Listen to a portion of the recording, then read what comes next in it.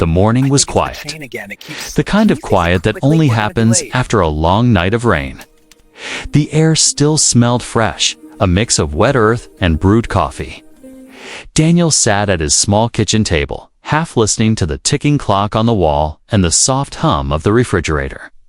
He liked mornings like this, slow, calm, almost peaceful. He had lived alone for almost 2 years now. Life had fallen into a rhythm: wake up early, make coffee, water the plants, and then start work on his small writing projects.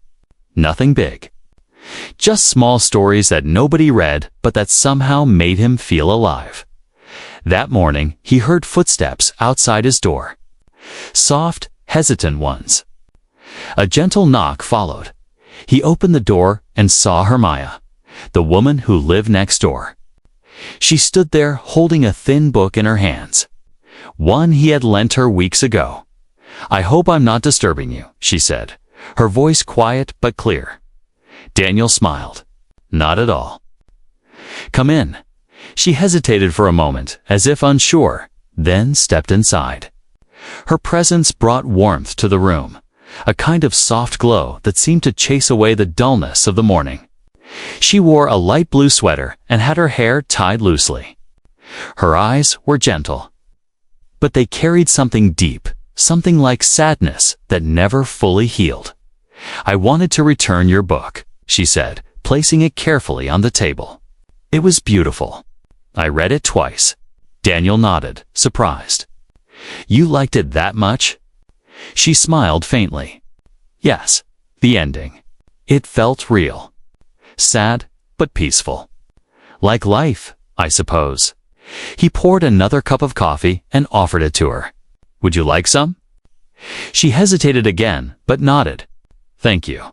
As she sat down, the chair creaked softly. The sound of spoons stirring coffee filled the silence. The clock ticked in rhythm. The world outside seemed distant, just the two of them in that small kitchen. The sunlight painting soft shapes on the wall. For a while, they didn't talk. But it wasn't uncomfortable. It was a kind of silence that felt safe. Then she said quietly, "I don't usually read much anymore. After my husband passed, I stopped doing things like that. But that book, something about it, made me want to try again." Daniel looked at her carefully. "I'm glad it helped, even a little."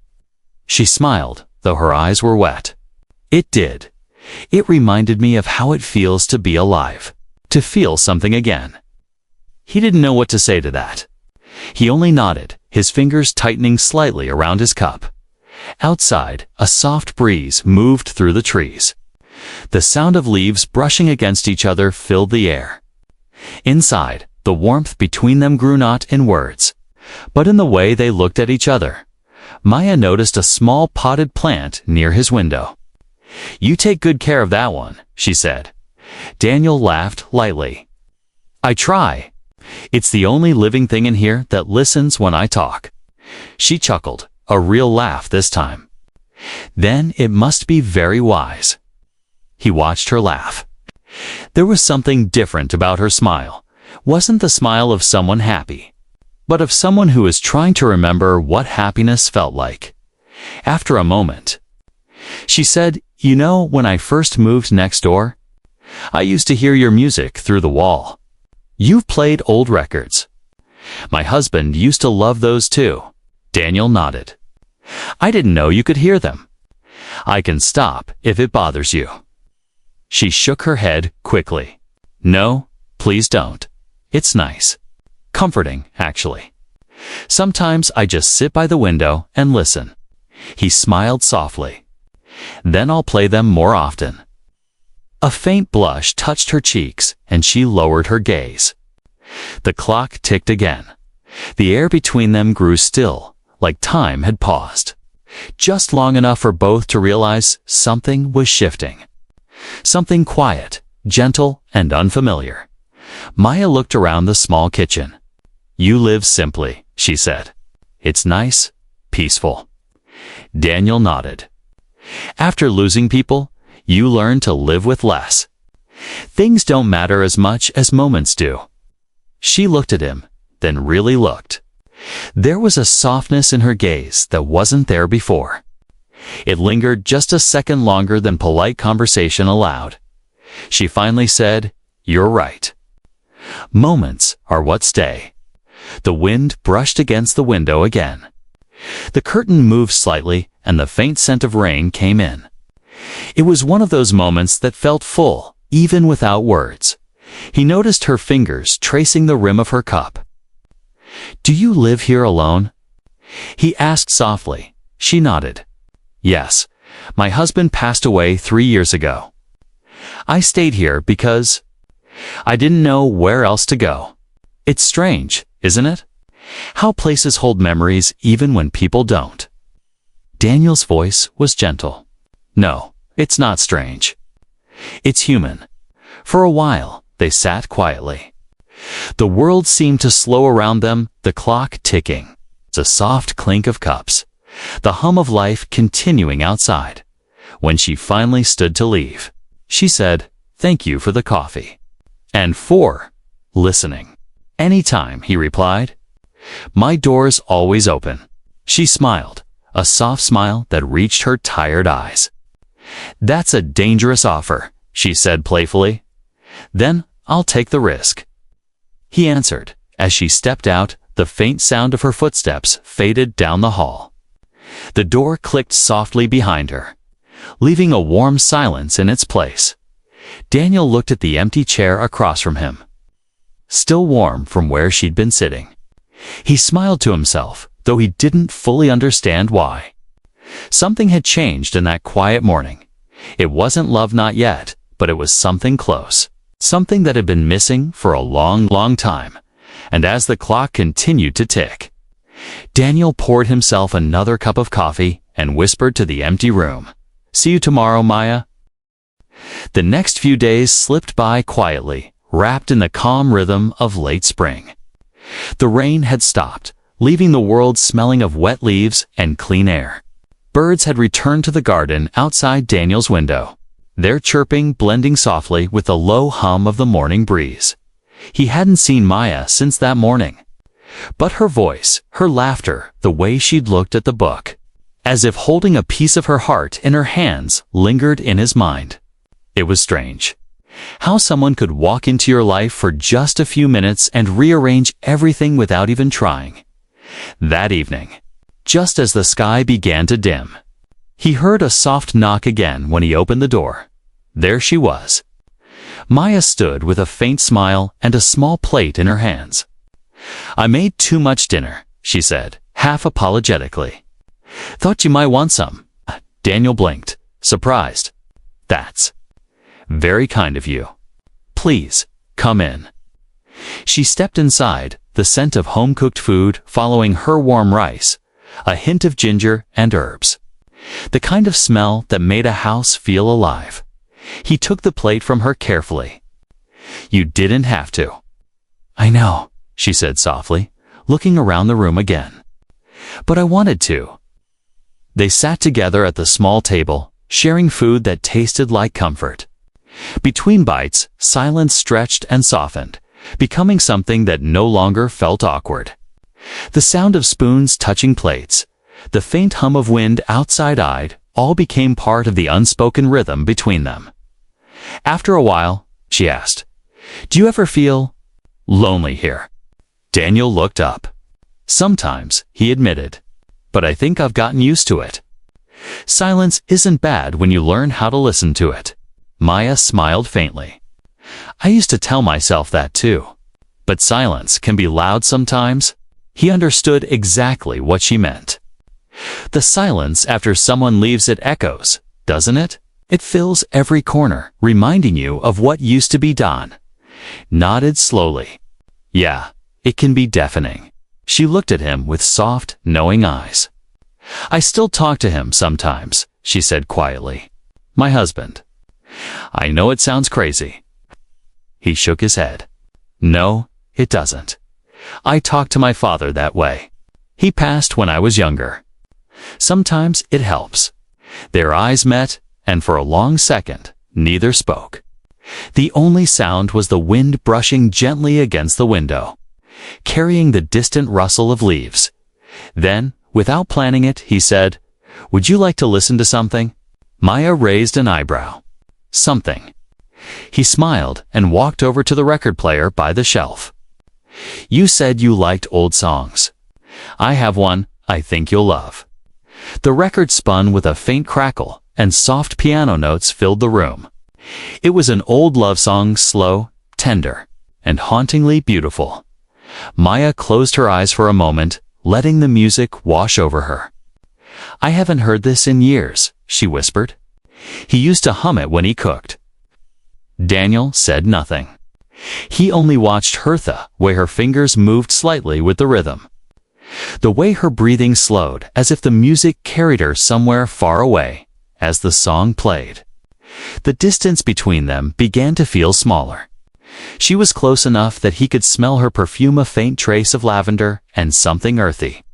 It mixed with the smell of rain still clinging to the window frame. When the song ended, there was a long silence. Not heavy, just full. Maya opened her eyes slowly. "You have good taste," she said softly. "I try," he replied, smiling. She looked down at her hands. "It's strange. I didn't plan to come over tonight. I just felt like I should." "I'm glad you did." She met his gaze. And for a second, something passed between them, something quiet, uncertain, and yet undeniable, to break the moment. She stood and walked to the window. "Your garden looks beautiful at night," she said.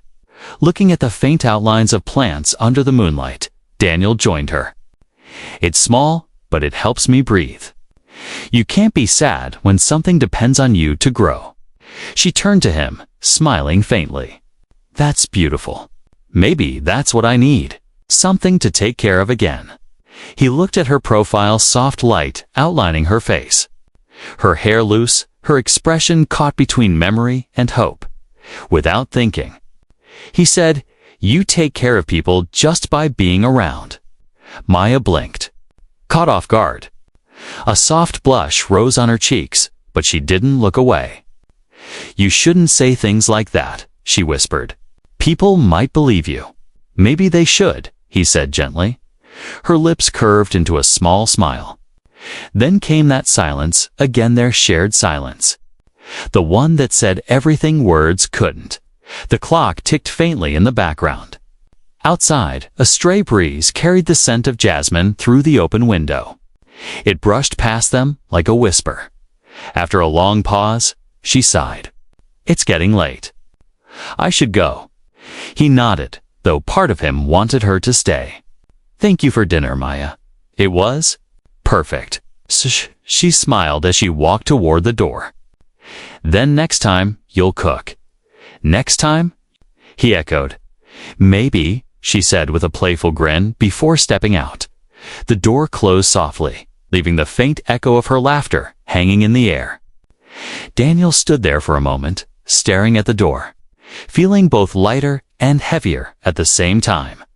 He walked back to the record player and played the same song again. The soft piano filled the quiet room, and as he sat down, he realized something had changed. The silence wasn't empty anymore. It had her voice in it. Her laughter, her warmth, and somewhere deep down, though he couldn't explain it, Daniel knew this was only the beginning. The morning after the rain was clear and golden. Sunlight streamed through Daniel's kitchen window, touching every corner of the small room. The air smelled of coffee and baked bread. For the first time in months, the place felt alive, though Daniel couldn't explain why. He had slept lightly, his thoughts full of Maya, her quiet laughter, her voice over the sound of rain. The way she had looked at him before saying goodnight. It wasn't love, not yet, but it was something he hadn't felt in years. Something gentle, something warm. When a soft knock came at the door, he already knew who it was. Maya stood there holding a small plate covered with a cloth. "Good morning," she said, smiling shyly. "I brought you something." "Don't laugh, but I tried baking after a long time." Daniel grinned. "You bake now?" She shrugged, pretending to be casual. "Let's just say the bread might need some forgiveness." He stepped aside, letting her in. The moment she entered, the air seemed lighter. She walked to the kitchen table and placed the plate down, removing the cloth. The bread looked imperfect, uneven on the edges, but warm, soft, and inviting. "I think it's beautiful," Daniel said. Maya smiled, brushing a loose strand of hair from her face. "You're kind. Or just polite." "Both," he admitted with a chuckle. "Coffee. Always." As he poured, she wandered around the room, her fingertips trailing across the shelves. She stopped to look at the framed photo of Daniel's late parents, smiling in some old countryside memory. "You were close with them?" she asked softly. "Yeah," he said. "They were quiet people. They believed in doing small things with care." "Guess I inherited that." She nodded, still looking at the photo. "I like that. Doing small things with care. It makes the world less lonely." He looked at her, then really looked. Her voice trembled slightly on the word lonely. He didn't say anything, just smiled gently. When they sat down with coffee and warm bread, the sunlight painted her face in gold. There was something about mornings that suited her. Her eyes softer, her laughter lighter. She took a bite and made a face. "It's not great, is it?" Daniel pretended to think deeply. "It's surprisingly edible." Her mouth fell open in mock offense. "Oh, really?" He grinned. "I'm kidding." "It's good, Maya. Really." Her laugh filled the room, not loud, but real. A sound that reached inside and brushed against his quiet heart. For a moment, everything felt normal, easy. Two people sharing breakfast. It's nothing more. But there was always something underneath that quiet pull neither of them named. After breakfast, Maya wandered to the window. The garden outside glistened with drops of rain, still clinging to leaves. "Your plants look happier than I've ever seen," she said. "They're spoiled," Daniel said from behind her. "I talk to them more than people." She turned, laughing. "So you do talk to them?" "I do," he said, smiling. "They're good listeners." She shook her head, amused. "You're strange, Daniel. I've been called worse." She leaned on the window frame, still smiling. "It's nice. Talking like this. It's been a while since I felt," she paused, her words catching, "since I felt comfortable around someone." Daniel looked at her, his expression softening. "You don't have to explain. I understand." There was silence after that. Not the heavy kind, the gentle kind that sits quietly. Between two people who trust each other, a breeze drifted in through the open window, carrying the faint smell of rain and wildflowers. Maya's hair moved slightly in the wind. Daniel wanted to say something, but couldn't find the right words. She spoke first. "When I first lost him, my husband, I thought I'd forgotten how to feel anything. I just kept existing." Daniel's voice was low. "And now?" Her eyes met his. "Now, I feel a little more alive." He swallowed, unsure what to say. The weight of her words hung in the air, tender, raw, real. "Sometimes," he said finally, "people walk into our lives not to replace anyone, but to remind us that we're still here." Her lips parted slightly. "That's beautiful." "Just true," he murmured. They stood there, facing each other in the soft morning light. The sound of the clock ticking filled the silence, steady and calm like a heartbeat in the room. Then the kettle whistled suddenly, breaking the moment. Maya laughed quietly, stepping back. "Your timing's perfect." He smiled. "It saves me from saying the wrong thing." She tilted her head, amused. "And what would the wrong thing be?" He hesitated, his eyes searching hers. "Something I'm not sure I should say yet." The air between them changed, a subtle tension, warm and uncertain. Her smile faltered just a little, replaced by something softer. Something that understood. Before she could reply, her phone buzzed. She glanced at it and sighed. "I should go." My sister is visiting later. Daniel nodded, masking his disappointment. Of course. I'll see you soon. Maybe tomorrow, she said. If you promise to make the coffee again, always. She picked up her coat, her hand brushing against his as he helped her with the sleeve. It was a brief touch, small, accidental, but it left a spark between them, quick and silent. Their eyes met again. Neither spoke. They didn't need to. When she finally left, Daniel stood by the window, watching her cross the garden. The morning sun caught in her hair, turning it to gold. He stayed there long after she was gone, listening to the echoes of her laughter, feeling the warmth she'd left behind. Something had begun that morning, not loud or sudden, but gentle, steady, like the slow lighting of dawn. And though neither of them said it, both knew it. Life had started to feel different. It began with thunder, a low rolling sound that drifted across the small town, shaking the windows and whispering of another long night. Daniel sat by the window, typing half-heartedly on his laptop. The words came slow, lost between the rhythm of raindrops against glass. He wasn't really writing, not since that morning with Maya. He couldn't stop thinking about her.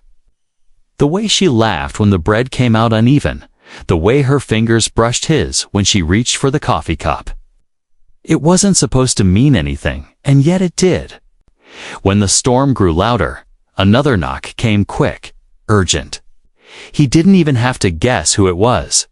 Maya stood outside, soaked from the rain. Her umbrella had broken, her sweater clinging to her shoulders, strands of hair plastered against her face. "Daniel," she said softly, her voice trembling slightly. "I'm sorry to come again like this. The storm got worse." My power went out again. He stepped aside immediately. "You never have to apologize. Come in." As she stepped in too, the warm light of his living room, the rain poured harder, drumming against the roof. The sound filled the air, heavy, alive, almost protective. Daniel handed her a towel. She took it, her fingers brushing his hand for a brief moment. A spark ran through him, quick, quiet, and dangerous. "Thank you," she whispered. He nodded. "You can dry off by the fire." She walked over to the small fireplace, kneeling beside it as he tossed in another log. The orange glow flickered across her face, softening the sadness in her eyes. "It's strange," she murmured, staring at the flames. "I used to love storms. My husband and we'd sit by the window and just watch the rain together." He said thunder was the earth's heartbeat. Daniel smiled faintly. "That's a nice way to see it." She turned to him, her expression gentle. "Now, it just feels lonely." He sat beside her, not too close, but close enough that he could feel the warmth of her shoulder. "You don't have to feel that way tonight," he said quietly. The fire cracked softly, the light dancing between them.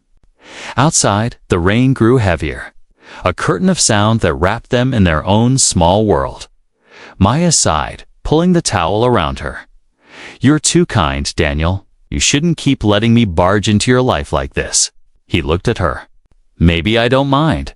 Her eyes lifted to meet his. For a moment, neither looked away.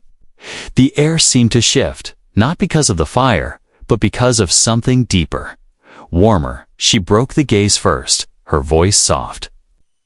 "You make things feel safe." He smiled. "You deserve to feel safe." She didn't answer. Instead, she leaned back slightly, watching the fire. The room was filled with sounds. The rain, the soft hum of the storm outside, the quiet crackle of burning wood. After a while, she said, "Do you ever get lonely?" He thought for a moment. "I used to. I got used to it. Then you came by with that book, and the silence hasn't felt the same since." She looked at him then, a quiet surprise in her eyes. "That sounds like something out of one of your stories." He chuckled softly. "Maybe it is." The storm thundered again, louder this time. She flinched slightly, then laughed at herself. Still afraid of loud noises, she said, embarrassed. Daniel stood and walked to the window. The sky outside flashed white for a second, then dimmed back to gray. Storms always sound worse than they are, he said. They pass quicker than we think. She joined him, standing close. Too close. The reflection of the fire glowed faintly in the glass, framing them side by side. Her voice dropped to a whisper. You really believe that? He turned his head slightly.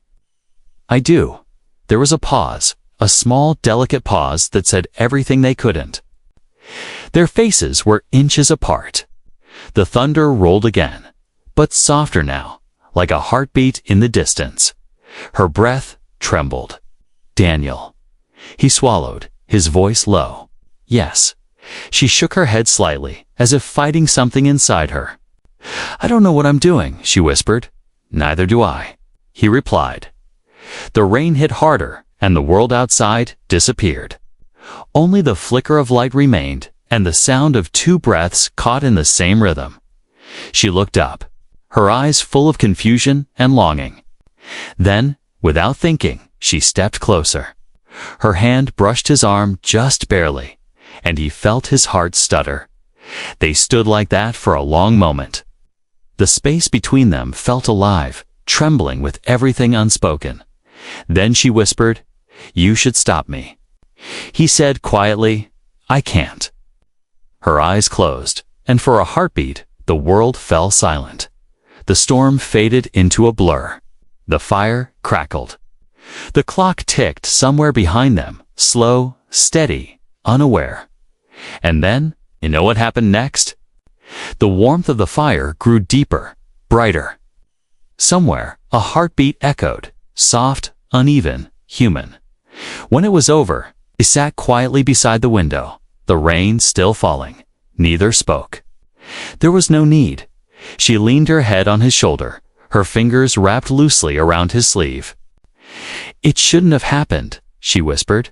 I know, but I don't regret it, she said softly. He looked at her, the widow who had walked into his lonely life with nothing but rain and quiet words, and said, Neither do I. Outside, the thunder rolled one last time before fading into silence. The storm had passed. But neither of them knew that another one, a quieter, deeper one, had just begun.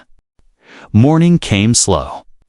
The storm had passed, leaving behind a quiet world wrapped in mist. The windows glowed pale gold as sunlight struggled through the clouds. Daniel woke before dawn, his head heavy, his chest full of thoughts he couldn't name. Maya was still asleep on the couch, her hair falling over her face, her breathing soft and even. The blanket had slipped from her shoulders, and for a long moment, Daniel just watched her, not out of desire, but out of disbelief that she was really there. He made coffee quietly, careful not to wake her. The gentle clinks of cups, the hum of the kettle, the faint smell of roasted beans, they all filled the small kitchen with an intimate calm. When she finally stirred, blinking against the light, he turned and smiled. Good morning. Her voice was sleepy, almost shy. Morning. She sat up, pulling the blanket closer. I must have fallen asleep. You did, he said softly. You looked peaceful. I didn't want to wake you.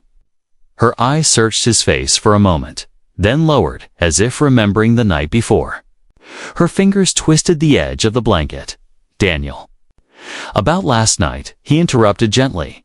You don't have to explain anything. But I should, she said. It wasn't right. He looked at her, his voice low and honest. Maybe not. But it was real. She didn't reply. The silence stretched between them, thick but tender, filled with everything they couldn't say aloud. The ticking clock seemed louder than usual, counting each second that passed between them. I don't know what happens now, she whispered finally. Daniel smiled faintly. Neither do I. Maybe we just breathe. She looked at him, tired, confused, but with a trace of warmth in her eyes. You make everything sound simple. He chuckled softly. Maybe because I've learned not everything needs to be complicated. Maya gave a weak smile. You make it sound easy to feel again. He set the coffee down in front of her. Because it's not supposed to be impossible. She took the cup, her hands trembling slightly. You make it sound like I deserve happiness. You do? He said, simply. Her eyes glistened for a moment before she looked away. You shouldn't say things like that. Why not? Because I'll start believing them, she whispered. The words hung in the air, delicate and dangerous. They sat together, sipping coffee, watching sunlight crawl slowly across the floor. For a while, it felt like peace. But peace has a way of making guilt louder. Maya set her cup down. You don't understand what people will say if they find out. You're younger, Daniel. You have a life ahead of you. I already lived mine. He leaned forward. Don't talk like that. You're not old, Maya. You're just hurt. And that's not the same thing. Her eyes softened. You always know what to say. He smiled. Only because I mean it. She shook her head gently, half laughing, half crying. You shouldn't make me feel this way. He looked at her, his voice barely above a whisper. Then why do you keep coming back? The question silenced her. Her lips parted slightly, but no answer came. She stared at him for a long time, her expression full of quiet conflict, part of her wanting to stay, part of her wishing she could leave. Finally, she said, because when I'm here, the world stops hurting. Daniel felt something inside him twist, a mix of joy and sorrow. Then don't run from that, he said softly. Maya stood up slowly, walking to the window. Outside, the garden sparkled under the morning dew. Her reflection in the glass looked fragile, almost ghost-like. You make it sound like love, she said. He joined her, standing just behind. Maybe it is, he said quietly. She turned, their faces only inches apart. Don't say that. Why? Because if you do, I won't be able to stop myself. He took a slow breath.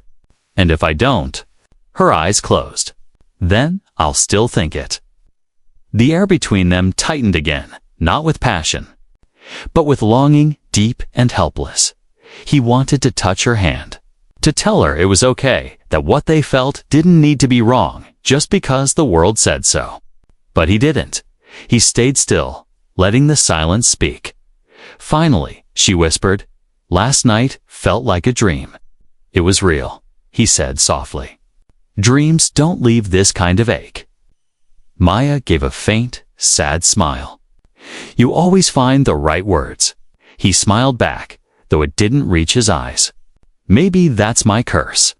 For a long moment, they just stood there, two people caught between what they wanted and what they feared. Then she turned toward the door.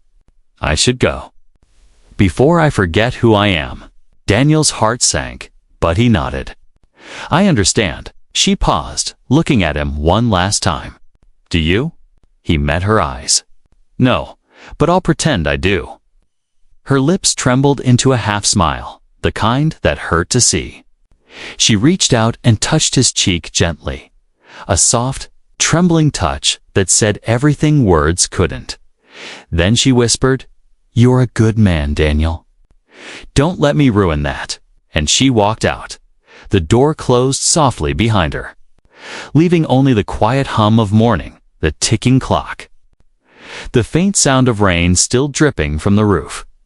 Daniel stood there for a long time, staring at the door.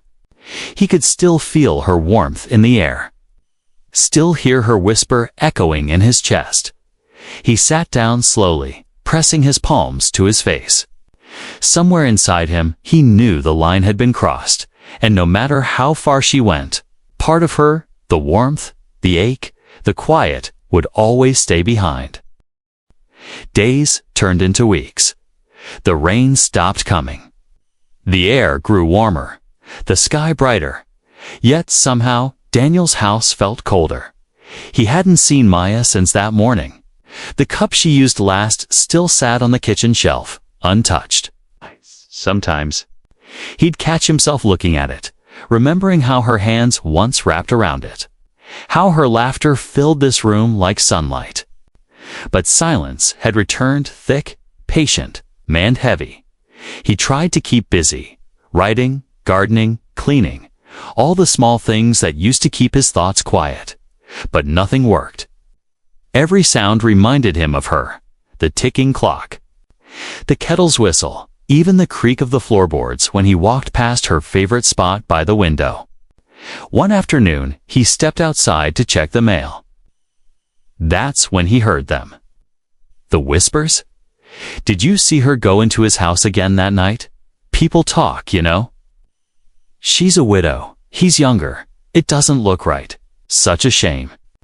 Her husband would turn in his grave. Daniel froze on the path. The voices were low, hushed, but loud enough to slice through him.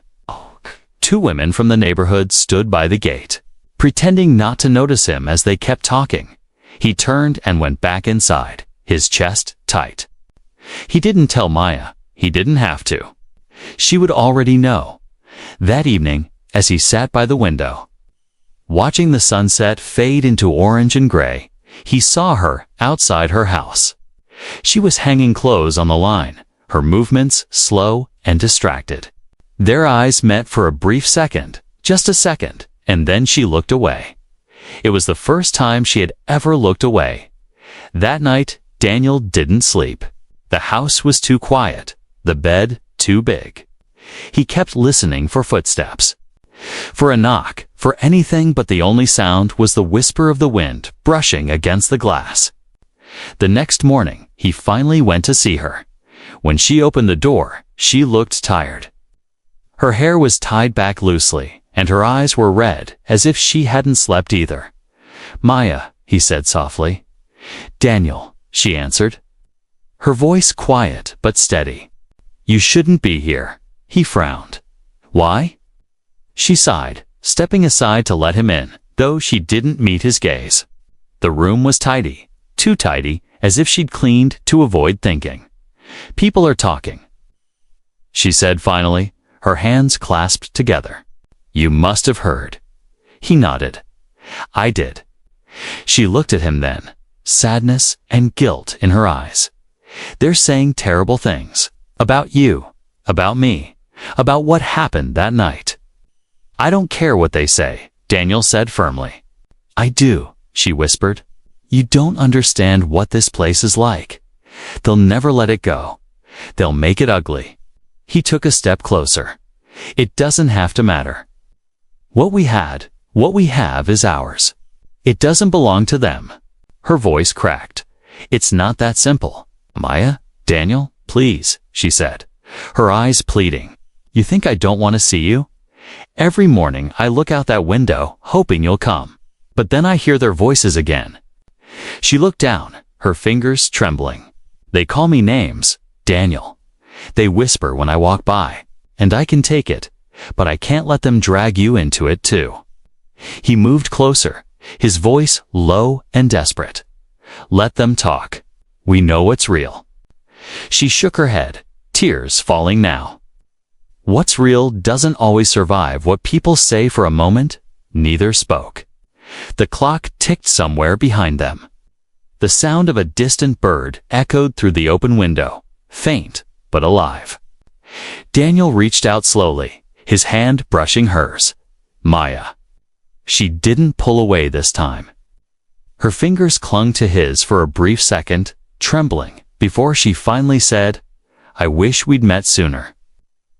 Before the world made me afraid." He felt his throat tighten. "I'd still find you," he whispered. Her eyes glistened. "And I'd still be foolish enough to open the door." They both smiled then, a broken, gentle kind of smile. He wanted to say more, to promise her that it would be okay, that love could outlast whispers. But before he could, a sharp knock came at her front gate. A woman's voice called out her name, cheerful, fake. Maya froze. "It's Mrs. Collins," she whispered. She's been checking on me since they started talking. Daniel's chest sank. He knew what that meant. I should go, he said quietly.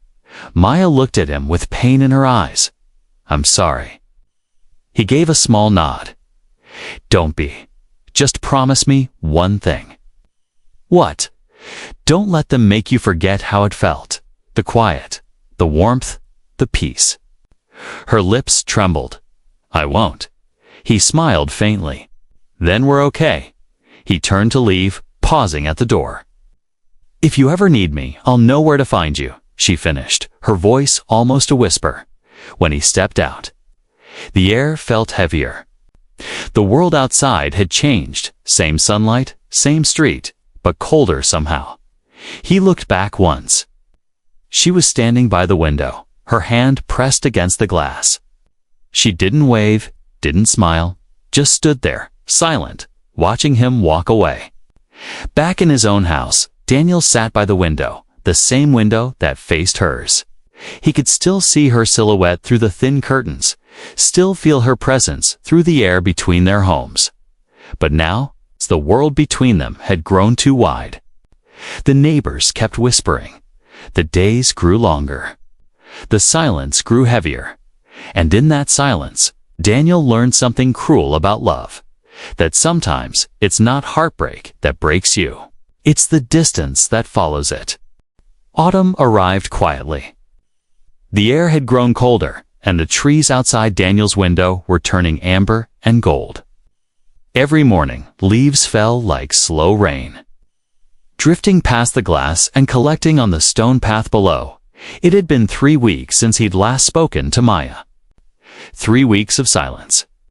3 weeks of wondering if she was all right. She had stopped coming outside in the mornings. Her curtains stayed drawn, her lights dim. Sometimes he thought he heard music through the walls, faint, like a memory struggling to stay alive, but when he listened closer, it was always gone. Daniel still wrote in his notebook every day, but the words had changed. They weren't stories anymore. They were memories disguised as fiction. She left her cup by the window. He wrote one morning, and somehow it still smells like her perfume. He would read those lines out loud to himself in the evenings as the clock ticked and the kettle hummed. It was his way of keeping her near, even when she wasn't. Then, one afternoon, a letter came. No name on the envelope, no return address. Just his name written in her handwriting. His hands trembled as he opened it. Daniel, by the time you read this, I'll be gone. I can't stay here anymore. The whispers have become knives, and I'm too tired to fight them. You don't deserve to live under their shadow because of me. Please don't think I'm running away from you. I'm just trying to protect what little peace we still have left. You gave me something beautiful, warmth, kindness, and the memory of being seen again. I'll carry that with me, wherever I go. Don't look for me. Just remember the quiet mornings, the rain, and the coffee we shared. That was real. It will always be real. He read it 3 times, each word sinking deeper into him until they became part of his breathing. The house felt different after that, emptier, like something sacred had been taken away. That night, he couldn't sleep. He sat by the fire, the letter open on the table beside him. Outside, the wind moved through the trees, whispering softly. He imagined her packing her things, walking through the small station with her blue shawl wrapped around her shoulders, the one she always wore on cold days. He could almost hear her footsteps on the wooden platform. Soft and hesitant, just like her voice. He thought about running after her, just once, to say goodbye properly. But he didn't, because the letter wasn't a request, it was a farewell. The next morning, he walked to her house.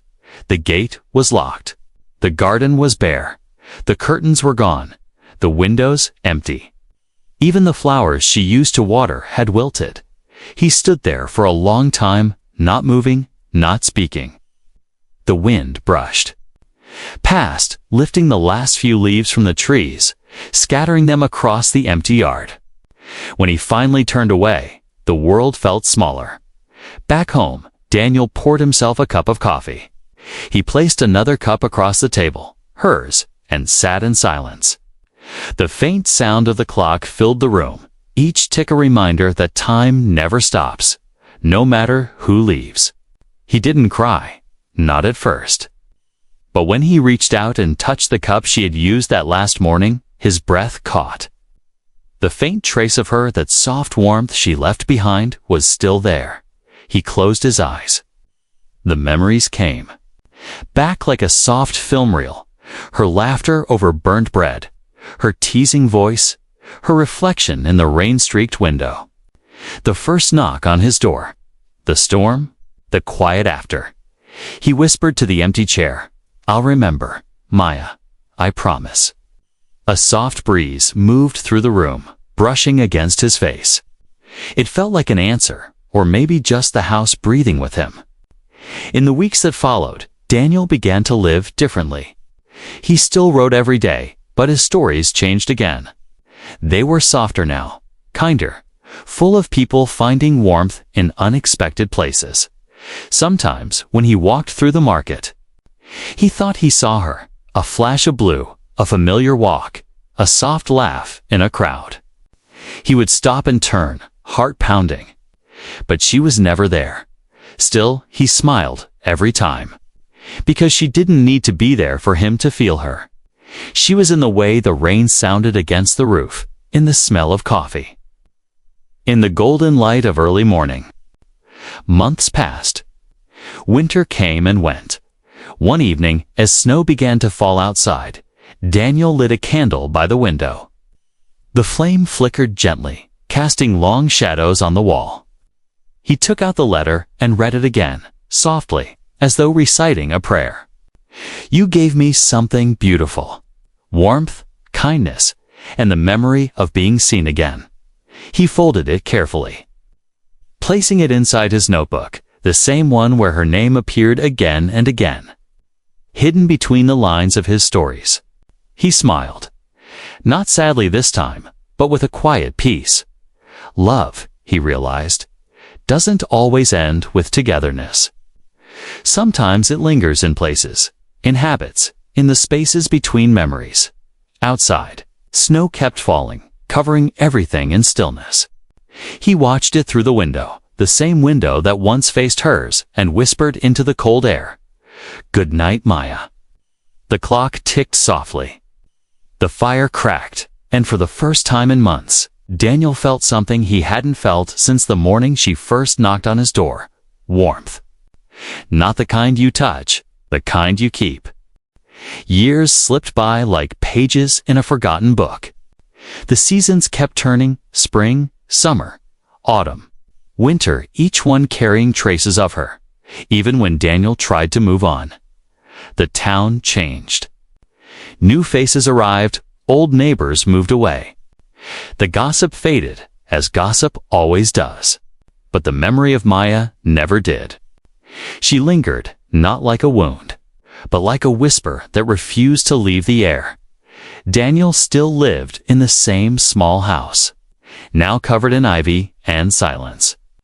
The paint had peeled in places, but he didn't mind. The house wasn't perfect, it was real. It's just like the love they had shared for that brief, quiet season.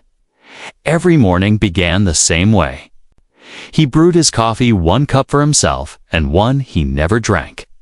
He placed it across from him on the table where she used to sit. The steam rose slowly, curling like memory itself. He no longer saw it as loneliness. It was ritual, a way of keeping her close. He had become a writer people actually read. His short stories were simple but full of heart. They spoke of human kindness, of fleeting love, of the beauty in small moments.